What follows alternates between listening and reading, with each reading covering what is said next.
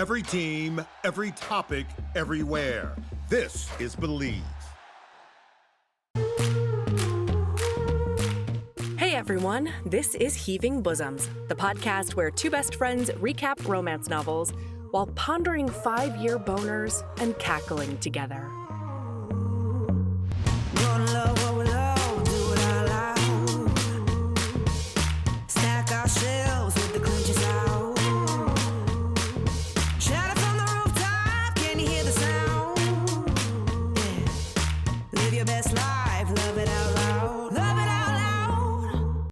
Oh, hey, HBs. We haven't done this in a while, but after Sabrina's trip and both of us coming down with, mild plagues, we decided it was perfect timing. But before we get to that, I have to tell you what's happening on Patreon. This Friday, October 18th, we're having our watch party, and if the poll continues to trend in the same direction, we're going to be watching Practical Magic. I'm very excited. So if you join any of the tiers that include watch parties, like our $5 Sexy Sebastians, make sure to mark your calendar, October 18th at 8 p.m. Eastern. That same day, we're releasing our bonus episode delving into my newest dark romance obsession, the Coastal Elite series with Even If It Hurts by Sam Mariano. It's the first book in that series. The hero is a bona fide psychopath, and I still don't super know how I feel about it, especially since I'm hoping it evolves with the next books that are coming out. I'm hoping the first book, circles back into the next books that are coming out. If you've read the series, you'll understand. Okay, today we're jumping in the HB time machine, because after we announced that we were doing the first 10 or so books of the Immortals After Dark series as our next Patreon deep dive, starting with book 3, we got requests that we do the whole series there. But Sabrina and I started this journey over a year ago on the regular feed, before she was even my permanent partner in crime, with The Warlord Wants Forever. And then we recapped book 2 with A Hunger Like No Other back in August. So we've decided to refresh everyone's memories. This is part 1 of The Warlord Wants Forever by Kresley Cole. Here we go.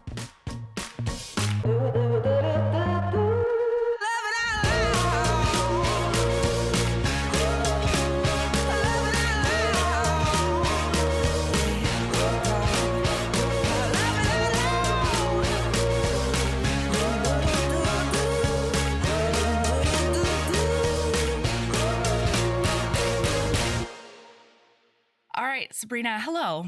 Hello, Sabrina. Hello. Listener, listen. I'm trying to be all formal. Sabrina and I have been sitting here for 45 minutes. A cool 45 minutes. Neither of us noticed. Oh, shit. And I was it's like, fine. We were chatting. It's fine. Yeah, we got a lot done, frankly. It was a very productive chat. Yeah, life stuff. Got shit done. Okay. Can I tell you that listener is the best in the whole wide world? Yes. Okay. Absolutely. Okay. I'm here. I'm listening. Tell me all about how listener's wonderful. So technology continues to be the worst. And a couple of weeks ago, I did lose all of my edits for one of the episodes I was supposed to put out. You lost everything. Is gone. So I couldn't put the episode out on Monday. And I was covered in poison ivy. It was like a rough time. You were in England, so that's why you don't know about any of this. Melody, what the fuck? I know, it's covered in poison ivy.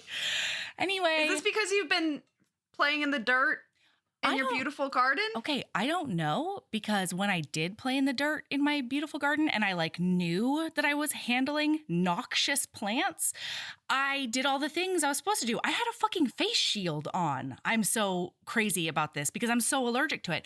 I scrubbed my face with an exfoliating anti-poison ivy scrub. You know what I mean? I do not fuck around. So I think what might have happened is I might have mowed over some poison ivy accidentally and not known. And then I did get just fucked sideways. Oh my God. It was the That'll worst. do it. Yeah. Anyway, so Barbie heard me.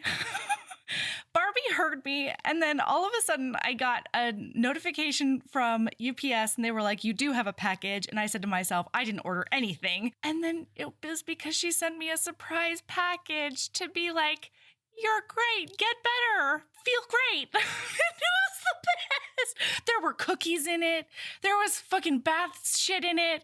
There were honey sticks. All right. Like, that's love. Oh my God. That's the sweetest thing I've ever heard in my life. I know. I fucking love Barbie. Anyway, Barbie, we have to meet in person someday. That's so cute. I know. It was the best. It was the best pick me up. And it was like just knocked me over because it was a total surprise. A surprise present. A surprise present is the best present. I love them. I love them. I am not ashamed to admit that I am a slut for presents. I don't like knickknacks, but I love a present. A well thought out present. Like, yeah, like a pair of socks, like a fun pair of socks. That's my catnip. Yeah.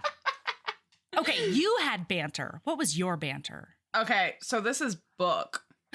Are we jumping into book banter? Of course, we're 4 minutes in. Look how professional we are. Although I need listener to know that I sent you pictures of 1300 saddle. Actually, that's going to go on Instagram. I found saddles while I was in England, and literally I was in the Tower of London, wandering around, meandering, looking at the castle or the White Castle or whatever where the royalty used to live. And I was I don't actually know how old this saddle was, but I was walking around and I was like, oh yeah, look at the spears and the lances and the armor with the gigantic cod piece. I'm sorry, no, cack piece. That was a cock piece.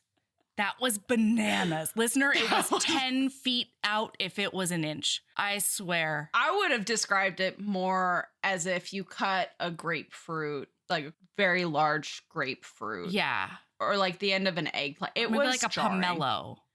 It was like jarring. a cantaloupe. It was a jarring suit of armor. It is also, I would like you to be aware, I think that is the only suit of armor in the entire 2 weeks I was in England. I saw a lot of suits of armors, and I think that's the only one I took a picture of because I couldn't stop myself. I was like, the people need to know about this. I did need to know. You're right. Yeah. I'm people. Yeah. Yeah. We saw a really old ass saddle. It was great. And like, let me tell you, I still can't think of her name. I should have looked it up before we came on, but Fishbowl. Oh, Fishbowl Jamie. I the only reason Mary, and I was like, no, it's not Mary. Mary's the sister. Yeah.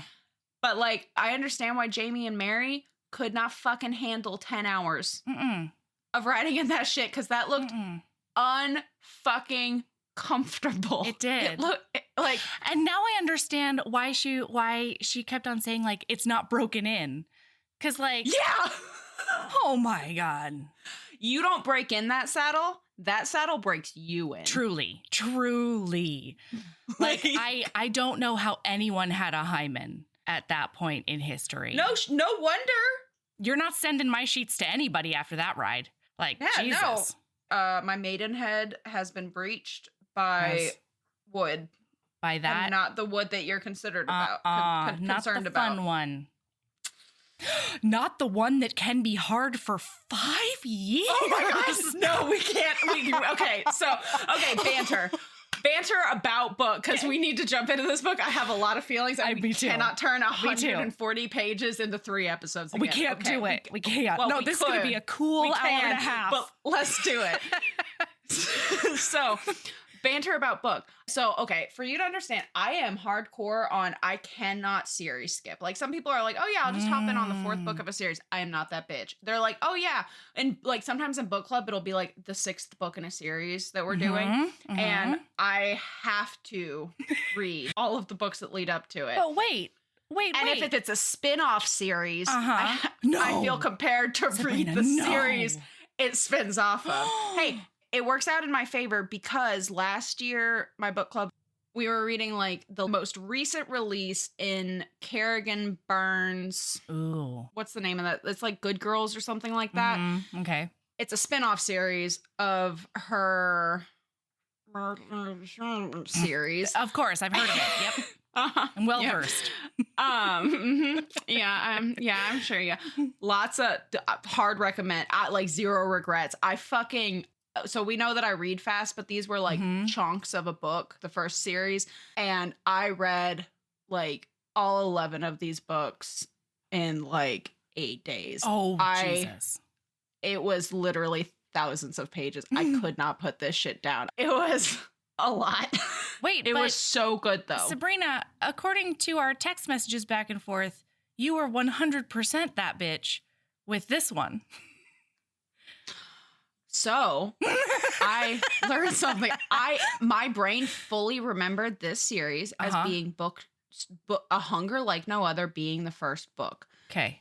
Oh. Because I was so hard convinced from people to skip, because they tell you to skip this book and start with A Hunger Like No Other. Yeah. And listener, I'm looking you dead in the virtual eyes. She is.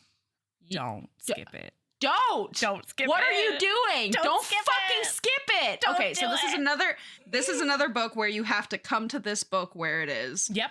Open mind. That's right. Wary heart. You have to remember that this was written. It's actually published on my birthday in 2006. Happy birthday to you. Yeah, right? I just get all the books published on my birthday. When the audiobook or Soul Eater, the audiobook dropped on my birthday. This dropped on my birthday, apparently. If I read this when it was my birthday, I was already reading romance at that time, but But you maybe weren't in this deep. This would have been a rough one to read. I mean, not really. I did read Valley of the Horses and Clan of the Cave Bear and all of that shit. Oh, boy. Younger than that, but this would have been... Anyway, listener, you'll understand as we start to get into this book. Yeah. But my brain fully was like 2 through 5, which is why when you said, hey, do you want to read book? I was like, let me go see what book is. I mean, I've already decided yes, because I'll read anything. But I went ahead and looked it up and I was like, book 1 in the Immortals After Dark series. I was like, well, that can't be true. I've read book 1. I had a full-on crisis of self because I was like, I don't start series on book 2. I don't start in the middle. Like, I had a full-on crisis of self. And it ended up with me having to acknowledge that it's true. Yeah, you did. I have not read book 1 because everybody says, skip it. Don't skip it. This book was... This was a delicious snack. What a snack this book was. I will say, like, listener, and I'm sure that you are going to have your little voiceover at the beginning of the pod about this. Warning, listener, we are going to be discussing, like, this... We talked a lot in The Bride about some questionable consent. This book is... There's no question. This is wrong. There's no question that this is a problematic sexual encounter. Okay, I think I have a hot take on this. I categorize this fully as dubious consent. Dubious. Interesting. Yeah. So I'm not full on calling this non-con, but like, she literally can't say no to him. Okay, listen. Okay. All right. We'll get there. We start out 5 years ago, everyone.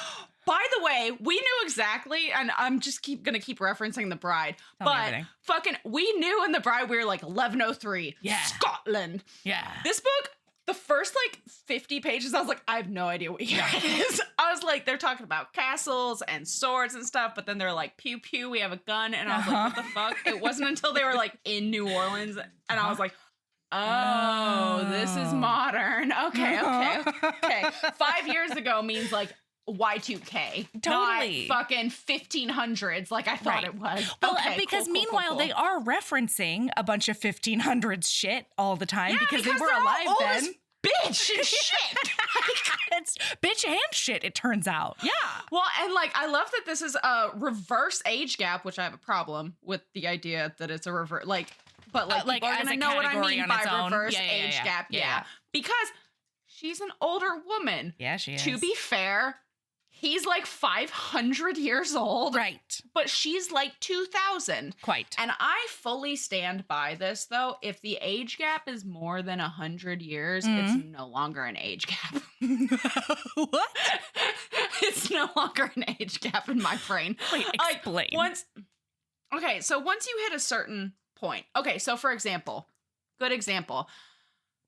That time Wait, no, hold on. I have to poke a hole real quick. Twilight. He's 118. She's 17. No, that is an 18. That's an 18-year-old. I don't give a shit. I don't care. The age gap is 100 years. Is that what you mean? In a book where the one MC is 25 years, a good example. Yeah. Dragon, Kim's book. I always fuck up her titles. Dragon's what? That time I got drunk and saved a dragon. Yeah. Not an age gap. He's 123 years old or some shit like that. She's like in her mid-20s. That's 100 years. That's not an age gap. In my so brain. it is exactly what you mean. It just doesn't register in my brain anymore as an age gap. I would not classify these books as an age gap. No, and this would not be an age gap. But like, there are people who do. I've had like intense discussions in Romance Landia about this. They're like, yeah, it's still an age gap. And I'm like, no. At a certain point, it just stops being an age gap. This is just like a paranormal. It's just a fantasy. It's just paranormal times. Whatever. Yeah. Like what? You think that Resand and what's her butt is an age gap? Feyre? No way. It stops being a fucking age gap at a certain point, and that certain point is around 100 years. Is it immortality? Is that it? I think is it that roughly the area. Interesting. But also I don't care if you're gonna die at 1,000 years. If you're 500 years old and she's like 25 years old, or he's 25 years old for that, not an age gap. Not an age gap romance. Okay, so Twilight is okay. totally kosher. We can't even bring Twilight in. There's so many. That has so much weight to it. I'm not going to sit here and breaks co-sign the rules that Twilight is not an age gap. There are a lot of problematic things about Twilight that lead to it. Like, whether or not it is an age gap book is not the issue here, Melody. Oh, okay. Okay. I'm going to have several seats. That is my hot take. My hot take is that it doesn't matter whether or not it's an age gap. It's a non-issue. But I would also argue that it's kind of not an age gap. He has been 18 his whole life. Like, he has not matured. Literally I cannot think of a more personal hell than to be stuck as an 18-year-old. Honestly. Oh I'd be okay with like now. Like, I'd be cool with like late 20s, early 30s, but like 18? Fuck that. No. I would, like, he's trying to kill himself because he has like guilt, and like he's like, I hate this life of immortality. Like, where's the Volturi? Damn, I just pulled that name out of like the deepest, darkest fucking pit of my memory. I know, you were basically a magician. I know, look at me. So, damn, just rolling in with hot takes. I'm about to be slaughtered by listener. Listener's gonna come after me with a fucking machete. Nope. Listener's gonna be like, too many hot takes here. That's an age gap. Nope, you're behind me. It's fine.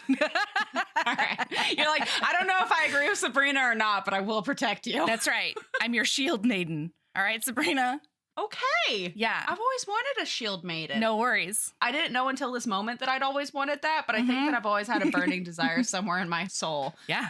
To have a shield maiden. Absolutely.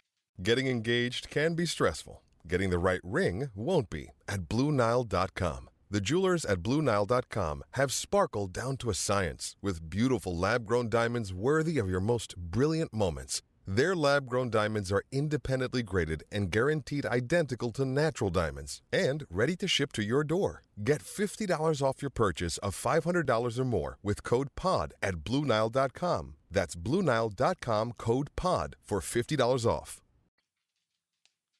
Okay, so this shit opens. It's 5 years ago, everyone. She's in a dungeon in a castle. But like, it's not really a dungeon. It's like a tower cell because she's looking out over these windows over this like battlefield, right? And we know that she's Mist. We know at this point we know her name's Mist. Mist, right? She's spelled locked. with a Y. which I thought was very 2006. How very Black Dagger Brotherhood. I really liked it. I'm not making fun of it. Like I said, come to this book where it is, and I was living for Same. it. So Mist is like looking out this like cell tower window, just like watch it. Like she has her head cradled on her hands because she's a bloodthirsty bitch, and I love her. Same. Looking out over this battle, and she's like, damn, that murderous bastard down there is kind of a hottie, and I think I dig it. Yeah. Literally, my first highlight is like one page into this book, and it's she knew fighting and liked his style. Yeah.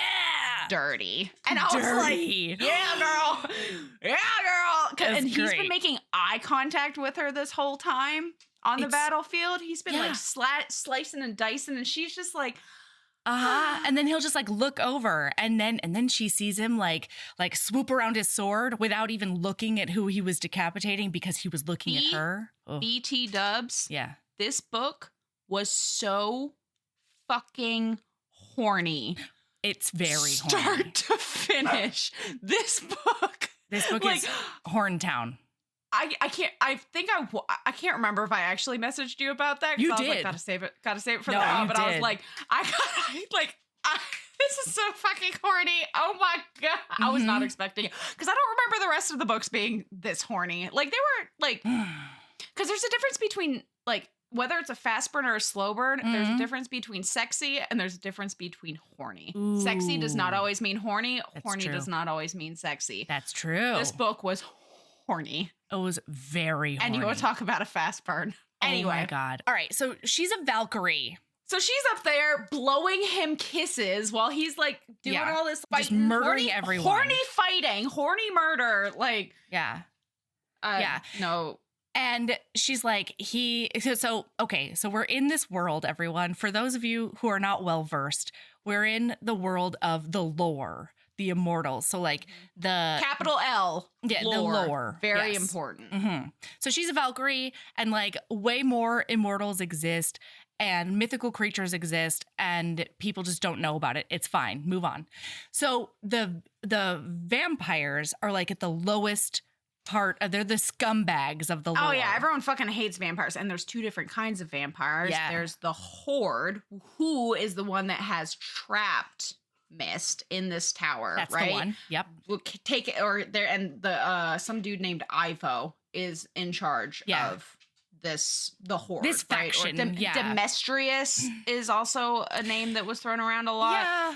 So the two factions are because like one person usurped the other's crown. Now the other guy's trying to get his crown back. But he's not trying to get the crown back to rule everybody. He just wants dude dead. And this is, what is his name? His name is Nikolai.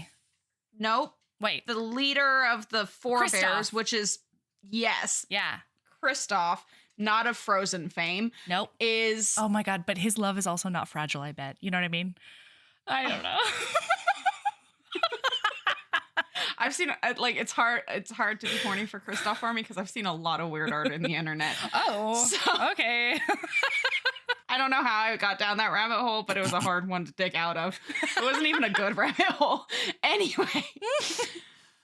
That's why like nowadays when people are like, oh man, what a delightful love interest. I'm like, that lives rent free in my head and I can't get it out.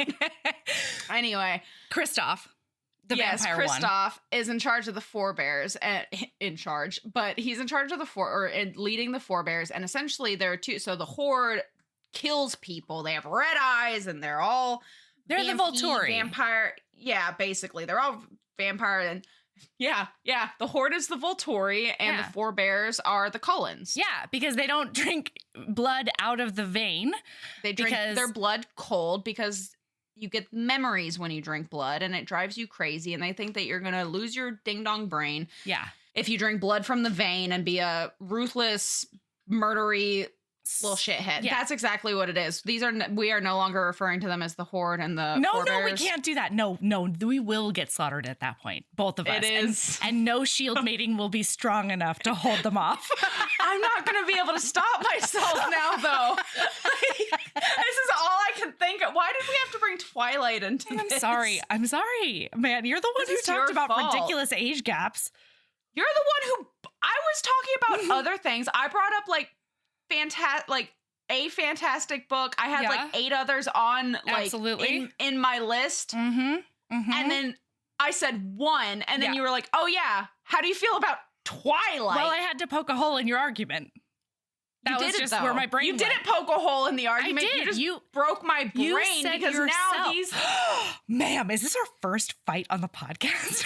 I think it is, but you broke my brain, and now all I can think of is it's the Volturian Collins. All right. So anyway. So wait. The other thing is that the Horde are like they're like historical dudes. Meanwhile, Kristoff has been building an army of Forebears by turning humans on battlefields, like the bravest ones. Yeah. So because of that, and because he was like shuttled off to like be raised as a baby vampire somewhere else or something among mortals, he doesn't know anything about vampirism or the lore or anything. Oh, you're talking about Kristoff? Yeah. Yeah, none of these bitches know shit. They know nothing. They're like, which is why crazy. they think that if you drink from the vein, they're going to go ape bonkers. And That's it's like, no, but anyway.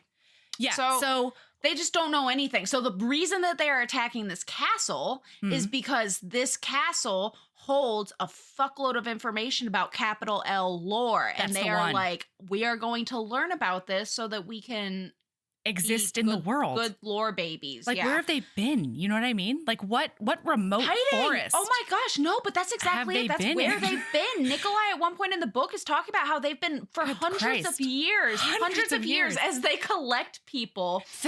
Oh my God. In the mountains in like horrible, and they're immortal, so they can't starve. They can't just die unless they're in like sunlight. Oh my God. Sabrina, thank goodness none of them can get a boner. Oh boy. That works out really well, actually. No, it doesn't.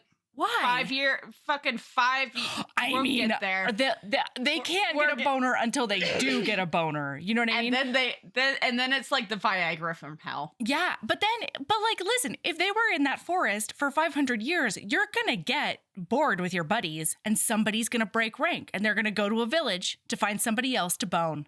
So it's really good I just assumed that they didn't have boners. They'd fuck each other. I know, but I'm saying at some point you would get bored. I would fuck my fellow warrior. Well, sure, but how many? I don't have to go to the village. 500 years of fucking a fellow warrior? I mean, there's a lot of them. Fair enough. Okay, I'm just saying one dude would not be able to stay in the place. Yeah. Yeah, I guess that's true. Where did they get the blood? Are we assuming that all of these turned vampires are dudes? Oh my God, where did they get the blood? Oh, where did they get the blood when they were? So this is, oh my God. So I'm actually in the middle of rereading, which I never do. So like hard recommendation to all listener. I actually just posted the cult about this looking for Rex, but I'm rereading right now London Steampunk. Oh God. So I 99% of the time I don't give a shit about a vampire. I don't give a shit about a werewolf. I don't give a shit about 99% of shifters. London Steampunk makes me give a lot of shits about vampires.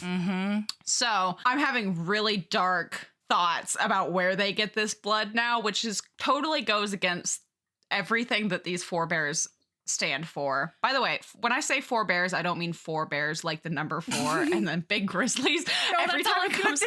Oh no. This is payback, Melody. But I just like every time it comes out of my mouth, my brain goes 4 grizzly bears. Like I don't know what.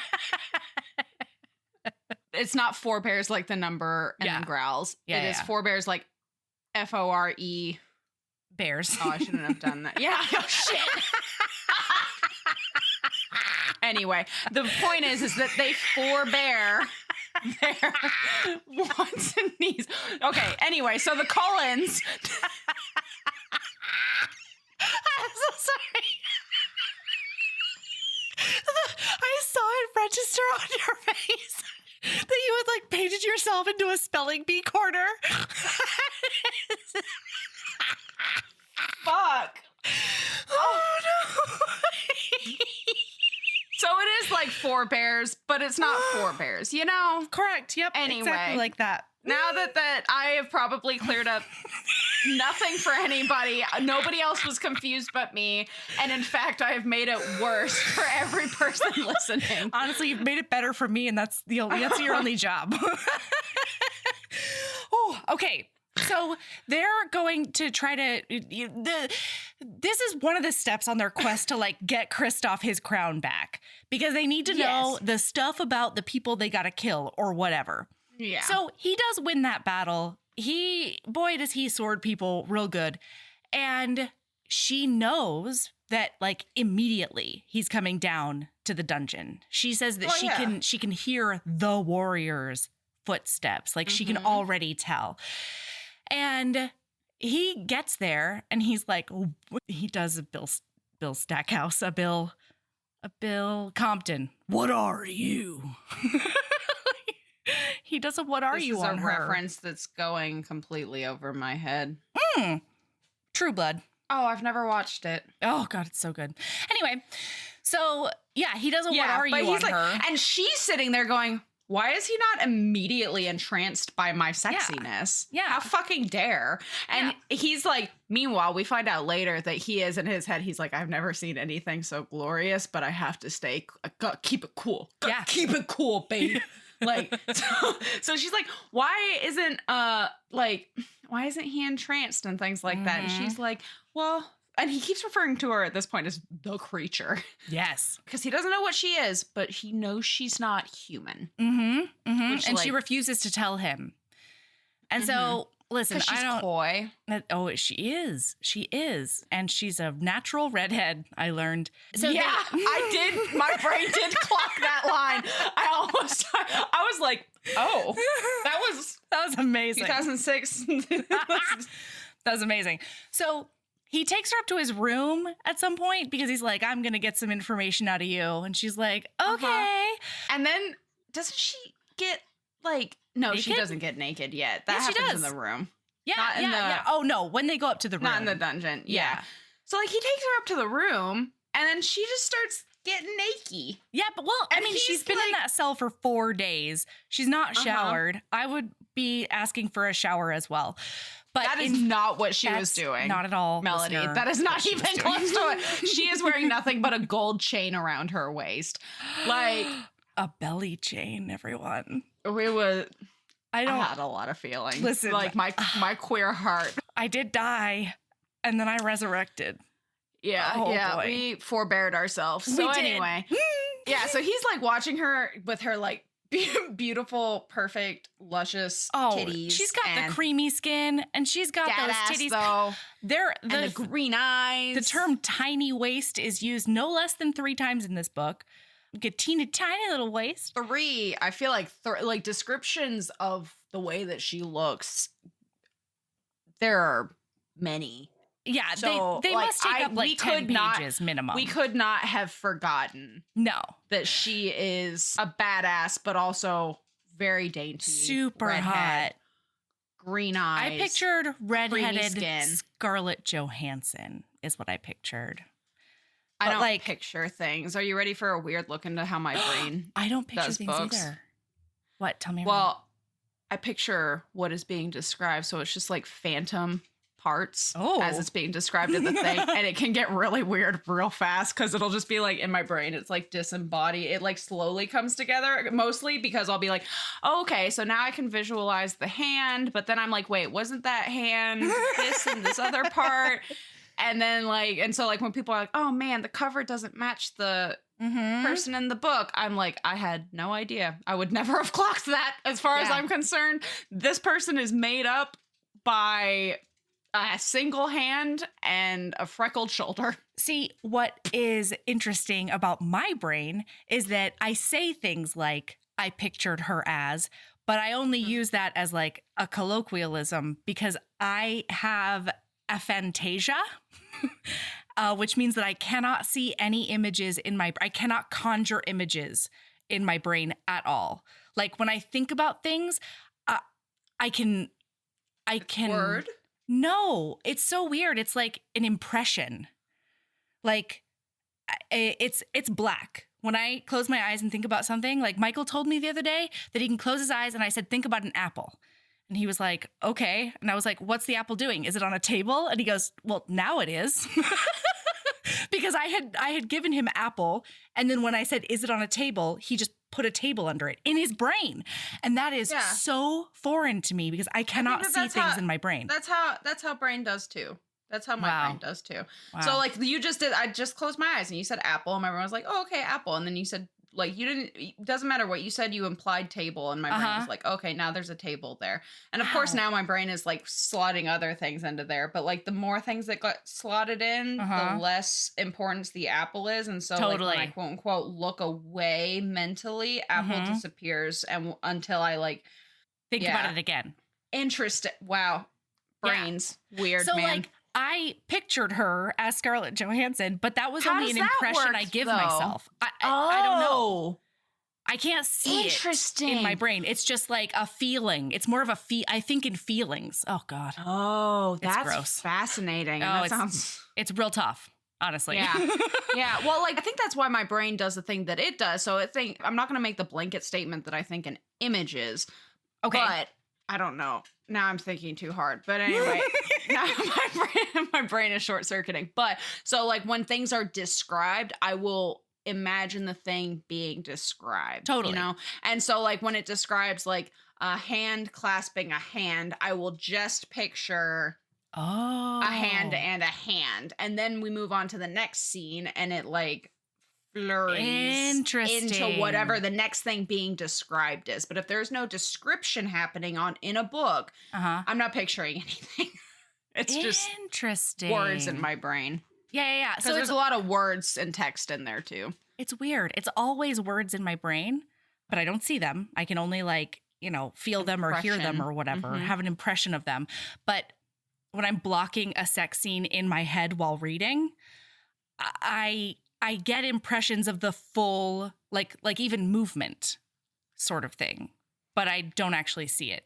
I don't know how, I don't understand how to explain when my it. brain is blocking sex scenes. Yeah. So things like that. So in general, it's like morphing from thing to thing. But when something is described in sex scene, it's almost like it's stamped in my brain. And so then it's there. However it is last described, it is stamped that way in my brain, which is why I get caught off guard a lot if something something happens and I'm like, what did you do to make that work? Because last time that this hand was described, it was stamped in said position. Actually, that sort of happened to me. How many hands do you have? I know. That sort of happened to me at one point when she like goes down on her knees and then like does something else at chest level. And I was like, when did we get up? I don't understand. Or when at one point where I highlighted it, at one point where I don't remember which sex scene. There's a lot of sex scenes in this book. It's so horny and sexy. Yes. It was a hot book. Listen, for 140 pages, it did its job.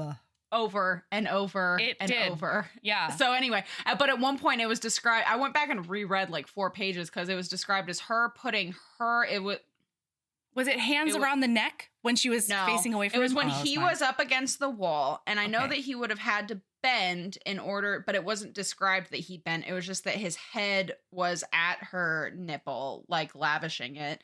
And then it was described as he was fingering her. And then she threw her leg over his bent knee to open herself wider. Yes. And my brain went, bent knee? Yeah, I thought he was Captain Morganing. Ben, I thought he was like, You thought he was sumo wrestling?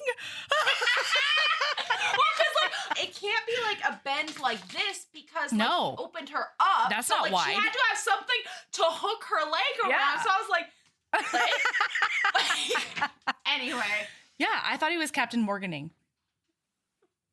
Yeah, one of my favorite. It's just a random random snippet is he wanted to know the rules of the game so he could dominate it. That is his vibe the whole book. Yes, but he's also like a weirdly soft, sweet cinnamon roll. Yes. It was hard for me to put the two together sometimes. Yeah, absolutely. So, like, listen, when we find out she's naked and she turns around at him because he's only seen her behind at this point, she turns around and he's like, oh, and she's a natural redhead because she's just talking about her bush. It's great. Yep. Love a heroine with a bush. Love a heroine with a bush. Love it. Oh, thank you, yes. Kresley Cole. Okay, so then I don't know. They like end up on the bed and she ends up like curled up with her head on his tummy, clutching onto his leg. And she's like clinging to his thigh and He's like doing snuggled up on his tummy. And then she just falls asleep like a little kitty. Mm-hmm. I had a lot of feelings. Same here. I was like, because that's like my favorite snuggle position when we're just like chill. Like I love when I'm koalaing snuggling on a leg. while they're doing something else. Like I love when somebody's like reading yeah. a book or like playing a video game or something or like doing whatever, and I just can like I use them like partially as a pillow, and then their leg is my teddy bear. Mm-hmm. I was like, oh God, I have a yearning. Yeah, and he does too. Because he's like, I don't understand what's going on. I don't understand why she won't answer any of my questions, but like, I can't move. That's all I know. Can't move. I cannot disturb her. And it was the first time she slept in like 4 days or something. Yeah. Well, I mean, I'm not going to feel too bad for her about that after what she puts Nikolai through. I don't feel bad for her. I just think it's cute. She can like relax around cute. him. So, for listener to understand, although I feel like a bunch of y'all have probably read this series, most even if you did like me and started on book 2, you have some understanding. So, for those of you that have not read any of the Mortals After Dark series, for you to understand, turned vampires cannot feel sexual desire. Like they have no physical reaction to people until they are what is called blooded. And blooded is when they meet their capital B bride. Capital B. And it means that all of a sudden they have to start breathing. It's like essentially what it is they come back to life. Their blood starts rushing around. They get erections. They breathe for the first time in forever. Are there female vampires? I don't know. How does that work? Is that answered some they not listener? get Is that wet? Answered sometime in the 19 bazillion books in this series? I think it's more like 26 books. Yeah, I think maybe they just can't get wet. I don't know. Listen, heatingbosoms@gmail.com. Let a bitch know. Yeah, and then you need to immediately tell me. Please, of course. Yes. Screenshot. Because like text. I had a lot of questions about that. Like I guess we could ask Alexis though. I could message Alexis and be like, Alexis give me would those know. deets. Yeah. And so she keeps making comments though about how because she keeps like fondling his cock through his pants and like snoogling up on it and stuff. And then she's like, must suck not to get horny. Yeah. But it was kind of cute because even before she snuggles up and cuddles up on his leg, she like tries to turn him on, but she knows it's not going to work because, you know, she's 2,000 years old and she knows her shit. And then she just like flops off of him and like lays on the bed next to him. And then they all just chat and it was super cute. For a while. It was precious. And it's funny because when she's prancing around the room and when she's on the bed, he's like, I haven't missed sex for the entire 500 years I've been alive. It's not been a thought in my brain, but now I'm like, why the fuck why isn't she blooding me right now? Like I want her to be my bride, and he's never felt that way But it's before. not happening. No. Foreshadowing for the forebear because obviously she's gonna be his bride. She's gonna blood him, but it's not there yet. But it was so funny because he's like, oh, why do I want to destroy any vampire who might be blooded by her though? And it's like, it's because she's yours, Listen, Nikolai. man. Yeah.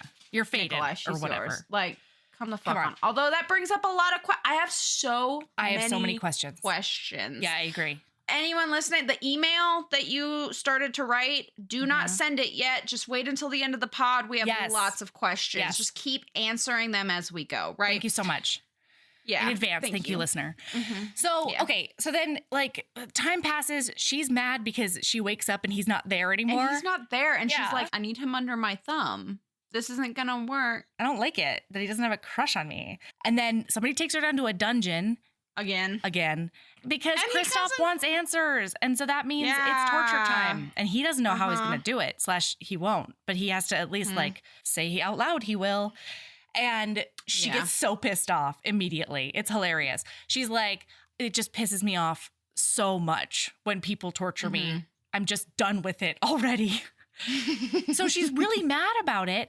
And at one point she just starts like crying because he's trying to find out all this information. And she's like, are you really going to torture me? And he's like, oh God, I think that's real. Oh no, I think those are real tears. And then he's like, oh, there's an earthquake happening around the premises. And then she's like crying still. And he's like, what's that earthquake? LOL, JK, baby. It's not an earthquake outside. It's an earthquake inside. She looks up at him and she gets like a sexy, coy look on her face. And he's like, that was a weird transformation. And then he realizes the earthquake is not outside of its body. It's his heartbeat. His heartbeat. And then she like puts her hand against his chest and she's like, apparently I'm your capital B bride. Yeah. Boom sex. Fucked against a wall. Oh my God. Almost. No, not penetrate. Well, they do have sex against the wall. Yeah. But importantly, not P and V. It is finger penetration. And it was hot. It was hot. It was real hot. I love fucking Kresley Cole. I love it because one of Miss thoughts is like 500 years this man has not gotten hard and he still is taking care of me first. Thing He's giving me an orgasm before anything else. I mean, he knows his stuff. Yeah, he really does. So then, well, what were you going to say? What just crossed your mind? Because he is an actual stallion. Like he's got a baby tree hung on his person. It's not great. He knows that he knows that he got to stretch it out a little bit. He knows that he got to lube it up before he can even think about sticking that honker inside of that. Yeah. Especially because she's so teensy-tiny. Yeah, she's so small. So small. So all of a sudden, he's like finger banging her real good. And he's about to put it in her. And she is into it. And then she like stops him though. And then her sisters show up because JK, her Valkyrie sisters are coming to break this bitch out. And they were going to be coming anyway. But it just happens to be now they're saving her from Kristoff instead of Ivo. So. Oh my God. And like, by the way, vampires. Very important. Oh yeah, they call them leeches. Very important during all of this. She and he are making out again, real hot making out. Hot. There was a lot of real hot sex in this fight. Yeah. And she licks his fang. Oh my God, I forgot. And bleeds a tiny bit. And that gives him a raging hard on. And then her sisters show up. And they shut it all down. And then I don't remember. No, that's her goodbye. She's already decided to leave when the sisters are there. And they're like, we're going to kill him. And then she licks him. And then she licks gets a taste of her blood. And then turns out what happens when you're freshly blooded is you can't come until your capital B bride makes you come. And she leaves him with an erection. 5 years. 5 Yeah, I think you need to see a doctor for that, I feel like. Wow. Like, how did he function? Okay, there are scenes later on with, like, his family around. You don't leave anything on a low table because it's going to get knocked over. Especially not with that. Yeah, like, he's got a baseball bat right there. Jesus. Well, no, and that's the thing, like, all I could think about is like, how awkward have the last 5 years been at like business meetings we see later? There's a lot of tucking in the band. I have no personal experience, but I have heard on good knowledge. Good authority. You can, yes, that's the term. You can tuck it into the waistband. I mean, yeah, but you can't stop going, oh, like in front of your friends. He's just been wearing a pant size too big, probably 2 or 3 pant sizes too big for 5 years. And like 2 belts. Yeah, that's what you do. You just strap that puppy down. You just strap that puppy down. Thank goodness he doesn't have to pee. Yeah, no bodily functions. Thank goodness. So I will say my favorite. So we're just gonna kind of jump through, right? So like 5 years ago, she left him like that, blah blah blah, and he's been like, I have to find her. Mind you, because he got a little bit of her blood, he does get her memory. So when they drink the blood of people, they get a little bit of their memories, and so he has some of these memories come through, and some of those memories, at one point he catches on to les bon temps relais. And so I probably just butchered that. But he was like, oh, New Orleans, which that's a broad statement. That could literally be anywhere in Southern Louisiana. Yeah. Like I lived in Southern Louisiana. Yeah. I did not live in New Orleans. And I heard a lot of les bon temps relais. Like, let's be clear, right? Yeah. Don't come for me, Louisianans, okay? Including literally all of my friends and fellow podcast hosts. Leave me alone.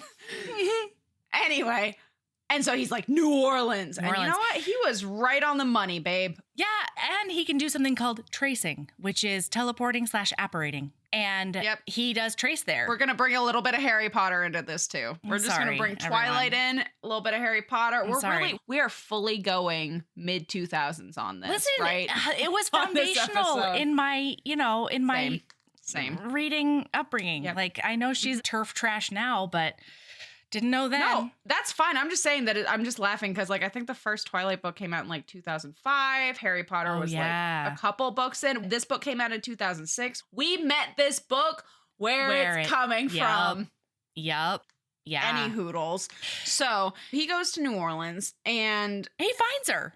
Yeah, she and her sisters, they're on the roof looking over Bourbon Street, like watching all the stuff going on. There's like a gremlin. There's a ghoul. There's a ghoul outbreak. There's a ghoul outbreak. But then she sees this guy, like, obviously hammered off his face, clinging to another guy. And she's like, oh my God, he's the first person that I have found sexy, like, I don't know, in like 5 years or something. And like, it's not him, it couldn't be him. He's too thin, he's too rangy. And then he turns around because he senses her in his cock senses. I was going to say spidey senses. But it wasn't. It's a homing beacon. He got some sticky white stuff. He's webbing hard, and he has been for 5 years. Some of it's crusty. God. Can you think of how much pants ruined? No. I feel like after 5 years of pre-cum, that's not a recoverable pair of linen. Oh, nope. Oh, God. You gotta throw those suckers out. You gotta budget for that. Yeah. So then she tries to run away on rooftops and he's like, trace in front of you, trace in front of you. And he catches her. And it's on TM, kind of. Yeah. Because like she throws herself off a building to get away from him. Meanwhile, she's land in this courtyard. She's like, oh my God, he found me. But also like, I'll never live it down with my sisters. To be clear, by the way, this entire 5 years until he realized it didn't make it any better, this man has been fruitlessly humping the shit out of his bed. He's just dry humping everything in sight. He is horny dog mode. He is. Like, he has been humping everything, just thinking desperately about her, and she's been touching herself, thinking about him. Yeah, except she can come. Yeah, she can. She can. So, like, they're a little desperate for each other. He more so than she. Meanwhile, like, though his family had to replace a couple of couches. You know what I mean? Like, minimum. I'm telling you, those business meetings had to have gotten awkward. You stop inviting people to your house at a certain point. Absolutely. Oh my God. I am shocked he has not gotten stuck in something. Of course. You know he's been fucking like a wrought iron bench. Absolutely. Anything with a hole. Anything with a hole, this penis has been in. Oh my God. I'm so sorry. I'm so sorry. I have to go on a quick tangent because I think you're the only person in the world I can actually talk to it about other than Michael. Okay. Michael ran across a Reddit thread the other day. The weirdest places people have stuck their penis. What's the weirdest thing you've ever fucked? Yep. And one of my favorite ones was this high schooler was like, I fucked a bowl of noodles once. Uh-huh. I've read that one.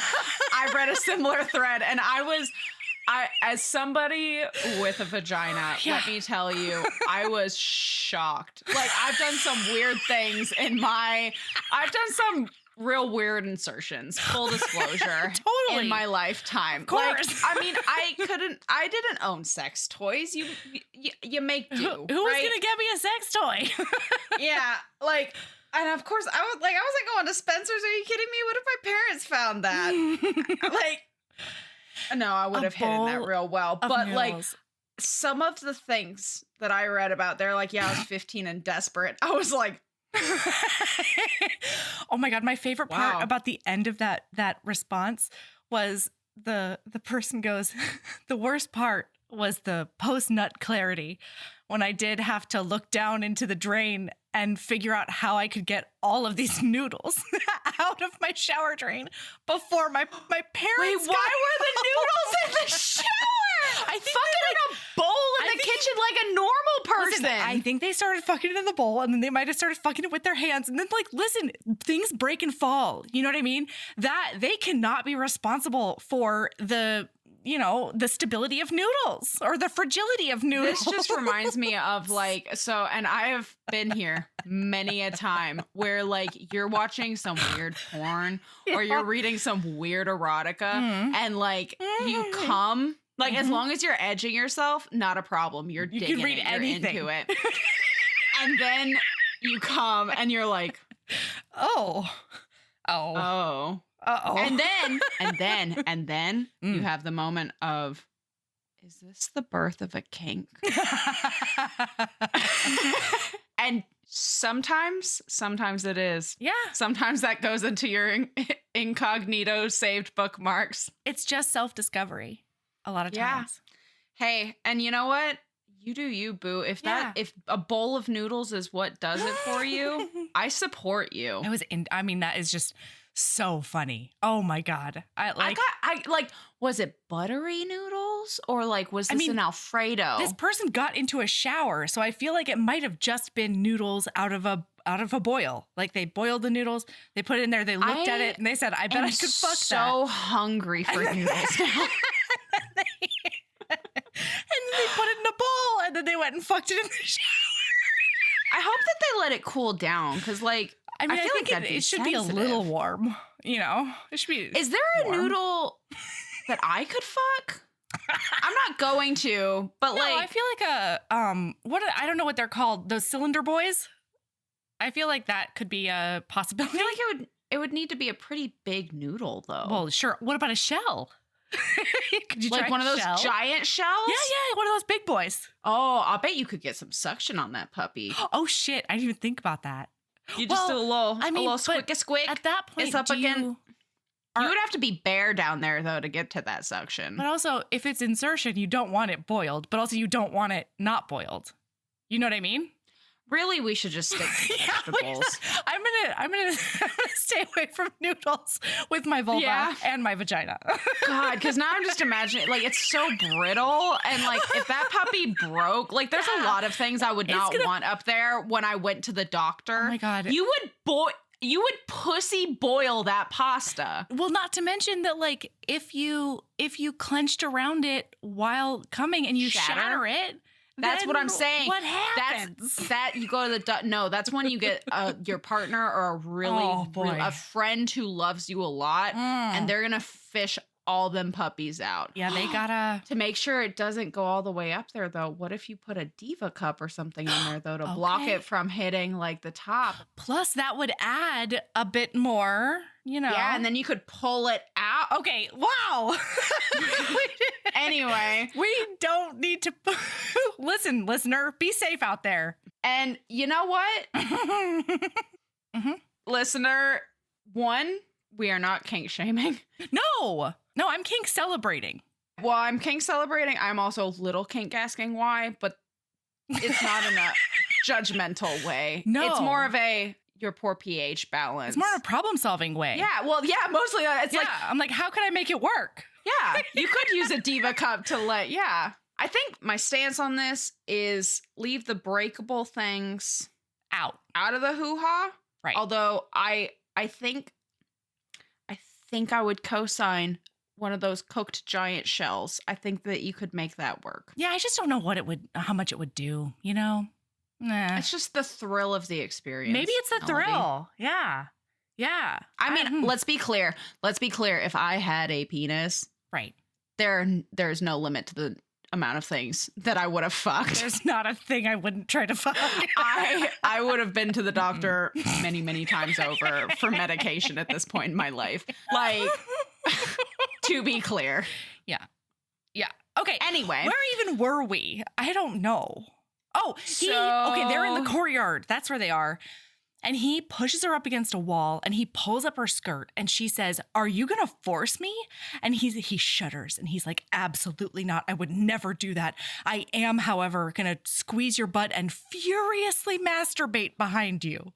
I would like to say it was real hot. I know. I'm glad that he did not fully just like shove it in that moment, but it was hot when he goes, 5 years of hell, he sneered, groping her ass. I don't agree with this statement, but I did find it really hot in the most problematic way. You deserve to be fucked till you can't walk. And I was like, what? I'm glad. To be clear, I'm glad that he did not do that, but also did have a horny response. I did have a cooked noodle shell. That's the one. That's the one. Yeah. Oh, I hear that. So then doesn't he jerk off again behind her? Oh yeah, he's just humping her butt. Yeah. And then just like spraying the courtyard. Yeah, because he's not coming on her, which I found weirdly romantic.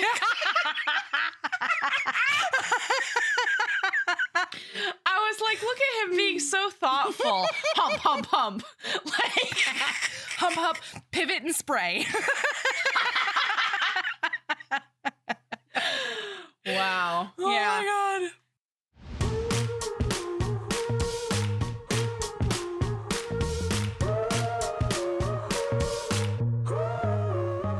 All right, HBs, this is where we're going to end for today. Come back tomorrow for the rest of the story. We'll jump right back into that orgasmic courtyard when the next leg of the chase will ensue. Heaving Bosoms is produced by us, Melody Carlisle and Sabrina Bradley. Editing is done by me, Melody Carlisle. Our theme music is by the incredible singer-songwriter Brittany Fonts, and our art is by the ultra-talented author Kate Pryor. If you like our show, remember to follow us on your favorite podcast app, rate us 5 stars, and leave a review. That one small action is a huge way to help the show. If you want to get in touch with us for advertising inquiries or anything else, you can email us at heavingbosomspodcast@gmail.com. If you want more of us, visit patreon.com/heavingbosomspodcast. You can also find us on Instagram at Heaving Bosoms, on TikTok at Heaving_Bosoms, and in our Facebook group, the Heaving Bosoms Geriatric Friendship Cult. See you tomorrow.